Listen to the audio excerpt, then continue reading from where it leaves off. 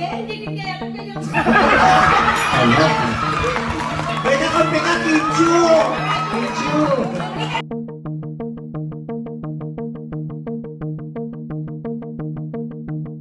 Tila hindi tumitigil sina Kim Chiu at Vice ganda sa pagtira sa actor na si Gerald Anderson. Matapos nga pagtawanan ng dalawa si Gerald kahapon ay may bagong hirit ngayon sina Kim at Vice. Sa segment ng It's Showtime na Laro-Laro Pick November 29 ay merong contestant na Fanay ni Kim Chiu. Dahil dito ay dali-dali na tinanong ni Vice kung sino ang favorite leading man niya para kay Kim Chiu. Agad naman na binulungan ng Gerald ni Jong ang contestant. Ngunit hindi nga ito nagustuhan ng contestant kaya sinabi nito na ayoko dun, babaero yun. Ginatungan naman ito ni Vice at sinabing may kakampi ka, Kim Chiu. Tawang-tawa naman si Kim at napayakap pa kay Vice ganda.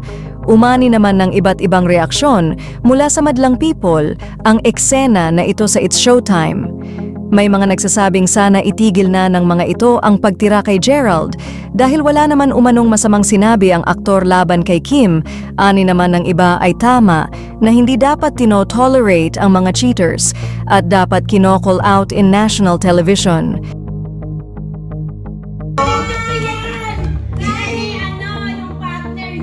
Sino partner? Huwag ka nakakamali yung bago ang sabihin mo. Sino yung partner ko ni Kinchu?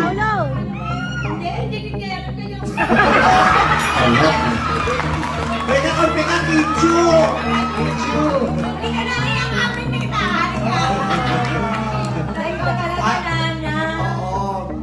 So, sino gusto mo? Sino gusto mo? Siyempre, pareho lang kayong maganda. Hindi, sino gusto mo para partner niya? Ito, di Paula. Paula Abilino. Yeah! Hindi niya alam yung sagot sa sa Leto phonetics alphabet, ano yung Y. Oo, Y. Kahapon ko lang nalaman. Kaya ako nagulat. Kasi kung alam ko na noon pa, hindi ako nagulat. Hey, what's up guys?